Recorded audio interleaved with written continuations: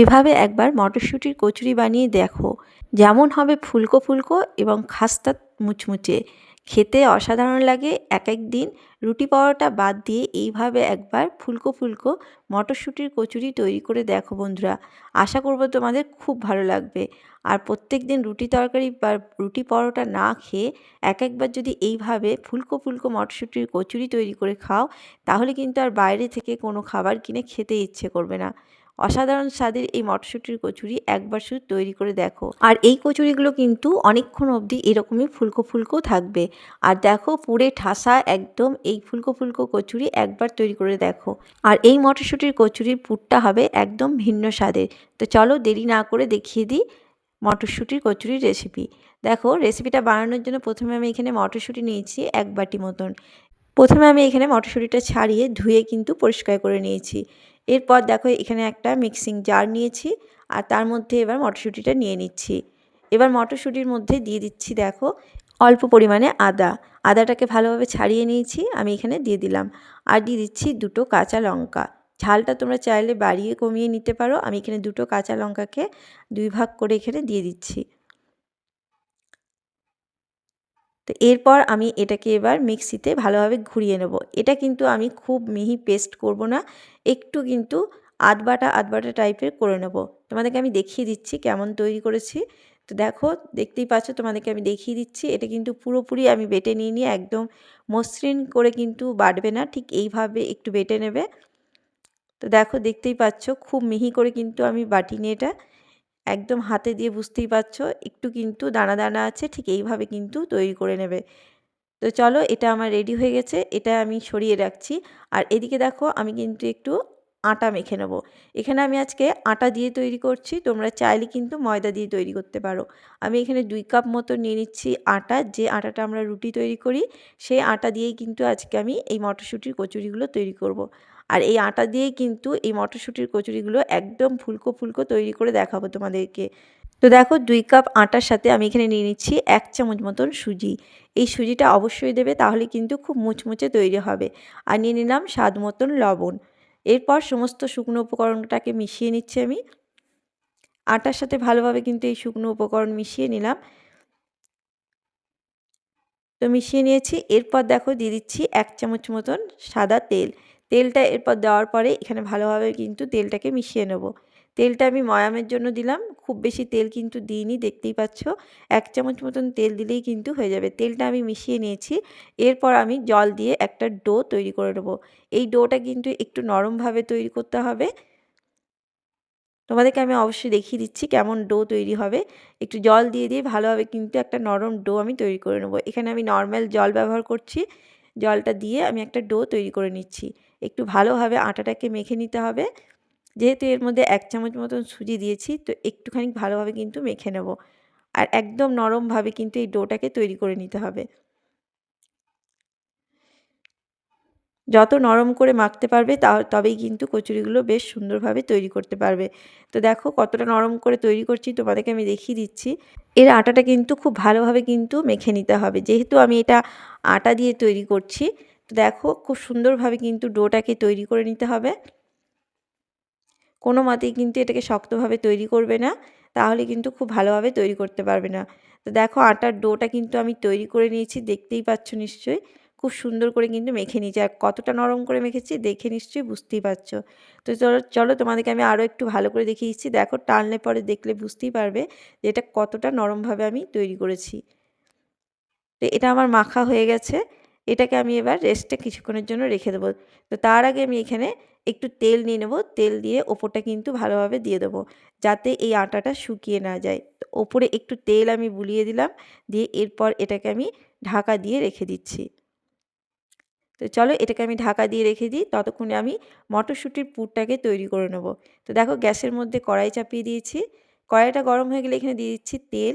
এখানে আমি সাদা তেল দিয়ে দিলাম অল্প পরিমাণে। এরপর তেলটা গরম হয়ে গেলে দিয়ে দিচ্ছি দেখো হিং।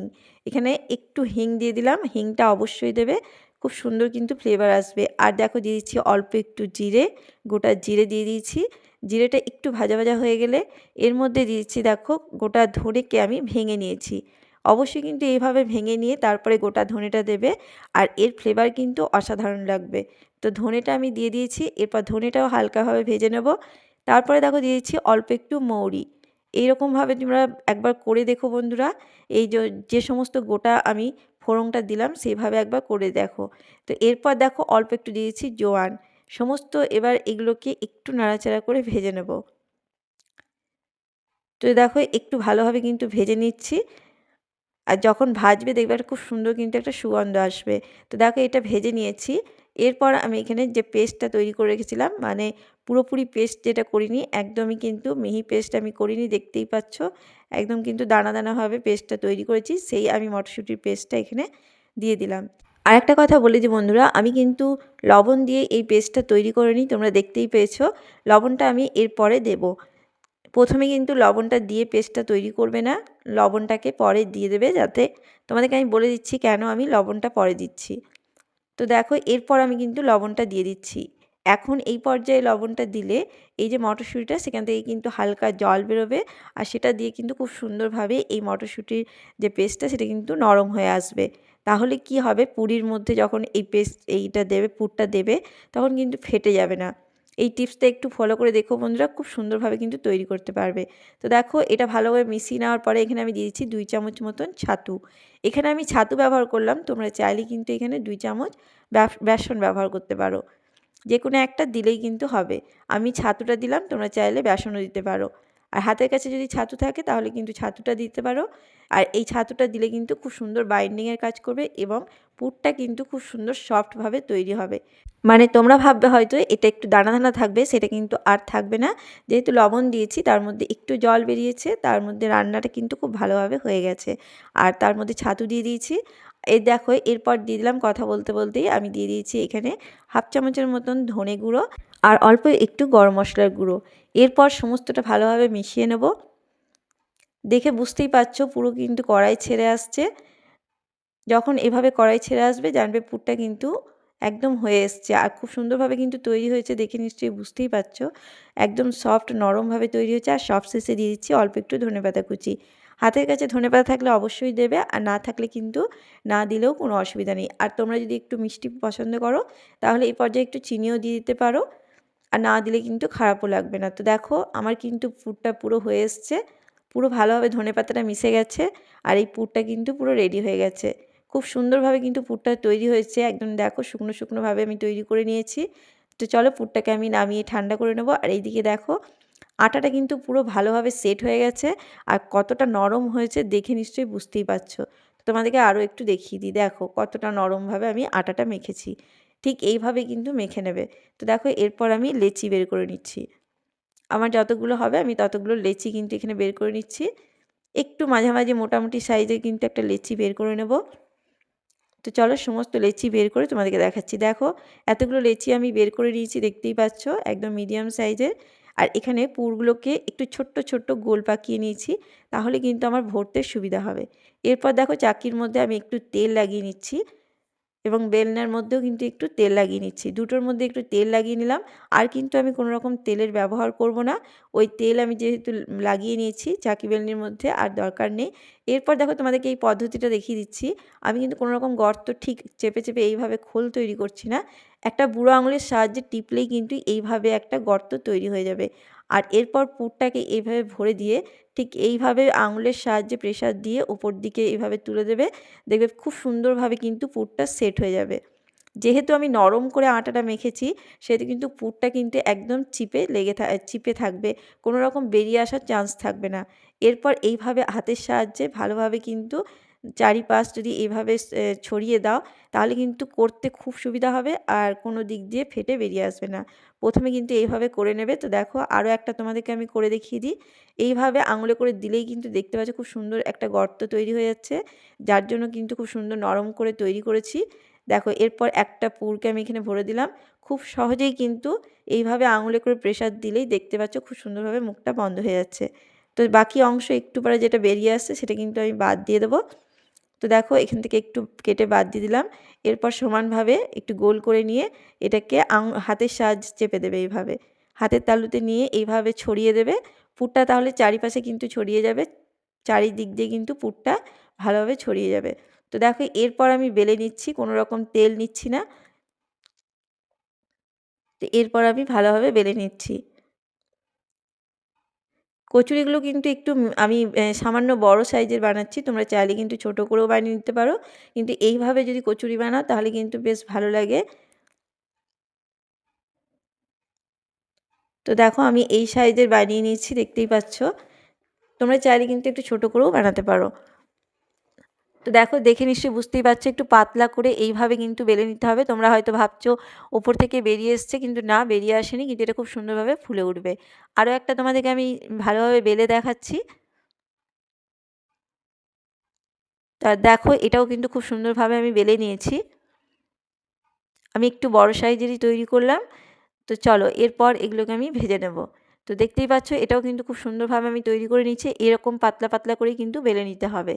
এরপর তেল কিন্তু আমি চাপিয়ে দিয়েছিলাম। তেলটা খুব ভালোভাবে গরম করে নিয়েছি। অবশ্যই কিন্তু তেলটাকে ভালোভাবে গরম করে নিতে হবে। তারপরে গ্যাসের আঁচকে মিডিয়ামে করে দিয়ে ঠিক এইভাবে ভেজে নিতে হবে। দেখো কচুরিগুলো কিন্তু একদম পুরো ফুলকো ফুলকো তৈরি হবে। দেখো তেলটা যদি এইভাবে একটু দিয়ে দাও গায়ের মধ্যে, তাহলে কিন্তু দেখবে খুব সুন্দরভাবে একদম ফুলকোভাবে পুরো ফুলে উঠছে বলের মতন। দেখতেই পাচ্ছ কতটা সুন্দর তৈরি হচ্ছে। যেভাবে আমি তৈরি করলাম এভাবে একবার তৈরি করে দেখো। আটার তৈরি কচুরিও কিন্তু খুব সুন্দরভাবে এইভাবে কিন্তু ফুলে উঠবে। ময়দার কচুরি তো তোমরা অনেকবার বানিয়ে খেয়েছো। একবার আটা দিয়ে এইভাবে কচুরি তৈরি করে দেখো বন্ধুরা। আশা করব তোমাদের খুব পছন্দ হবে। আর এটা একটা কিন্তু আটা দিয়ে তৈরি করলে অম্বল হওয়ার চান্সও থাকবে না। তো চেষ্টা করবে আটা দিয়ে এভাবে কচুরি তৈরি করার, দেখবে খুবই ভালো লাগবে।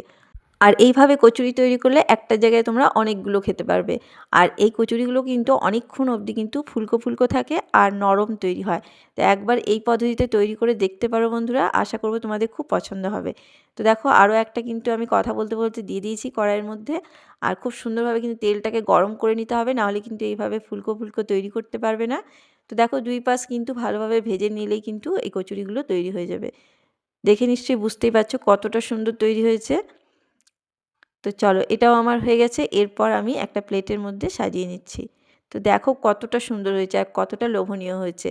আর প্রত্যেকটা কচুরি কিন্তু একদম ফুলকো ফুলকো তৈরি হয়েছে। তো আমি যে পদ্ধতিতে তৈরি করলাম একবার শুধু তৈরি করে দেখো। আটার তৈরি এত সুন্দর ফুলকো ফুলকো কচুরি কিন্তু তোমরা খুব সহজেই তৈরি করে নিতে পারবে। তো দেখতে পাচ্ছ কতটা সুন্দর হয়েছে। তো চলো একটা কেটে দেখাচ্ছি তোমাদেরকে। তো দেখো কত সুন্দর তৈরি হয়েছে। ভেতরটা দেখো একদম পুরে ঠাসা, চারিপাশে কিন্তু একদম পুরটা ছড়িয়ে গেছে, দেখতেই পাচ্ছ নিশ্চয়ই। তো এই পদ্ধতিতে তোমাদের কেমন লাগলো অবশ্যই কিন্তু আমাকে কমেন্ট বক্সে জানাতে ভুলো না বন্ধুরা। আশা করব তোমাদের এই রেসিপিটা ভালো লেগেছে। ভালো লাগলে আমার চ্যানেলটাকে অবশ্যই কিন্তু সাবস্ক্রাইব করে দিয়ে আমার পাশে থেকো। ধন্যবাদ।